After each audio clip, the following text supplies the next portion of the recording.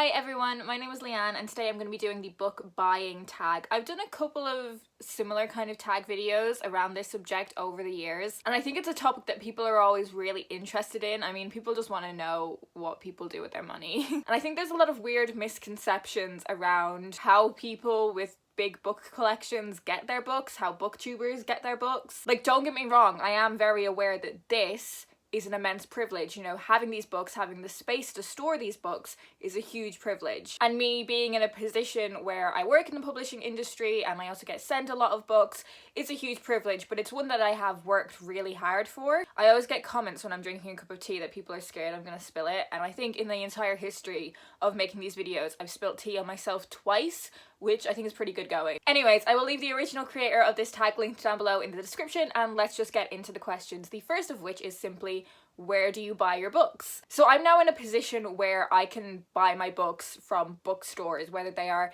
independent bookstores, which is my preference, or like a chain store like Waterstones. There are other kinds of retailers that I don't want to really support with my money anymore. I'm able to go elsewhere to support bookshops, but I also don't pass any judgment on people who get books from places that are affordable for them, whether that's online, in supermarkets, in discount stores. I do find it frustrating when people I know who have the means to support bookstores don't. But yeah, for me it's bookshops, and that also includes like getting books secondhand as well, if a store has like a secondhand section or something.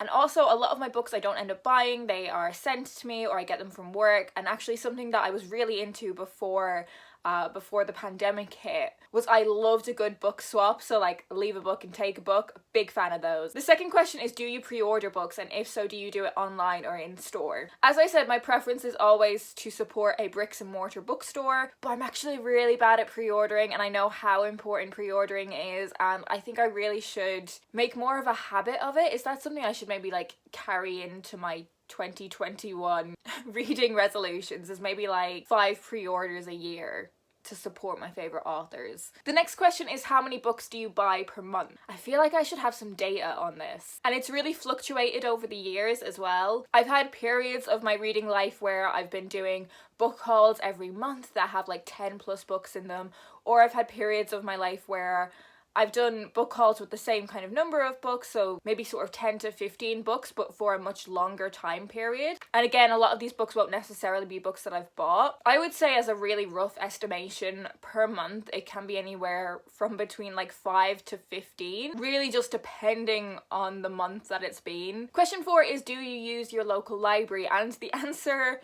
pre-Rona was yes, but not a lot. Because I have so many physical books on my shelves that I haven't read yet, I kind of felt that I shouldn't be going to the library because I would just get more books. But actually something that I really loved about going to the library is having that like browsing experience and like picking out books, but then not spending any money. And then if I take them out for like a couple weeks and I don't end up reading them, it's fine, they can just go back to the library. It's kind of like I could pretend to go book shopping and get that like get that book shopping kick without actually spending any money. What I do use my library for a lot is their digital services, so I get a lot of audiobooks from the library, and I'm actually still a member of the library in 4 different places. So I've got like a really broad selection of audiobooks that I can get from my library. Honestly, if you haven't checked out your local library's digital services yet, please do. Oh, the next question is, if you do use your library, how many books do you borrow at a time? So when I actually go to the library and I'm getting physical books, I would say like maybe only 2 or 3 is what I would take out. I think I could get 10, maybe more.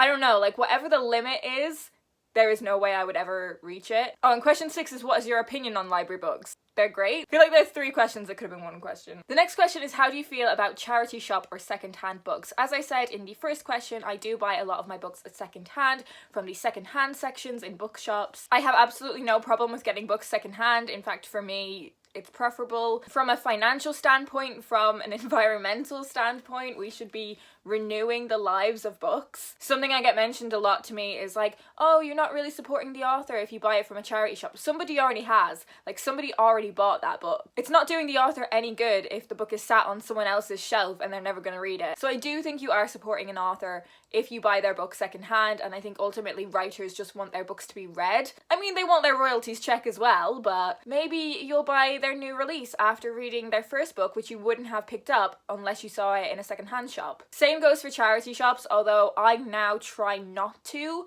buy books in charity shops unless it's something that I've been like desperate to get my hands on and I'm really shocked that it's in a charity shop. Also, if I find a Penguin English Library book in a charity shop, I will pick that up if I don't already have it in my collection, obviously. And specifically secondhand bookshops, so like the Oxfam bookshops. I actually used to work in one of those. I do find that sometimes bookshops can feel a little bit intimidating to certain readers. So a charity shop can be a place where those readers feel really welcomed and is a great place for them to get books from. So unless it's something that I really desperately want, I tend to leave those books for other people. Question 8 is, do you keep your TBR books and your read books separate, or are they all mixed together? So when I moved back to Ireland a few months ago, it was the first time that I had my entire book collection together, which was really exciting for me. And I had to make that decision. Do I want to mix these books in together, or do I want to have my TBR and my read books separately? And I think I would have really appreciated having a visual representation of my TBR, but ultimately what it came down to was that I couldn't be bothered then rearranging my shelves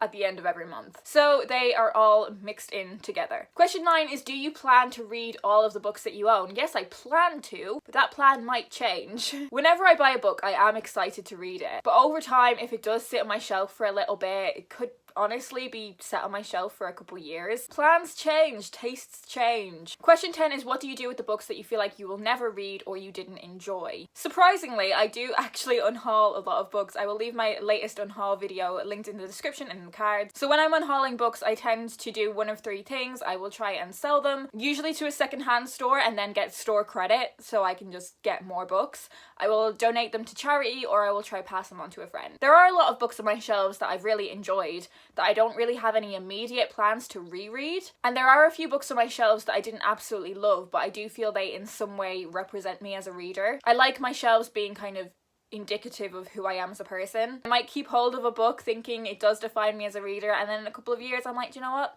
It doesn't actually do that anymore, and then it can be unhauled. Question 11 is, have you ever donated books? Yes, I have. Question 12 is, have you ever been on a book buying ban? I have tried to be, and it never works. I think if I put myself on a book buying ban, it's just kind of like forbidden fruit. Like I just want to break the rules. I think over the years though, I've definitely got better at taking a moment to consider if I really want something though. I think between sort of the ages of like 18 to 20, when I had like more independence, when I had kind of my own money, I would buy a book like if I'd heard of it and saw it like secondhand or something. Now I'm a bit more selective. And the final question is, do you feel like you buy too many books? And I feel attacked.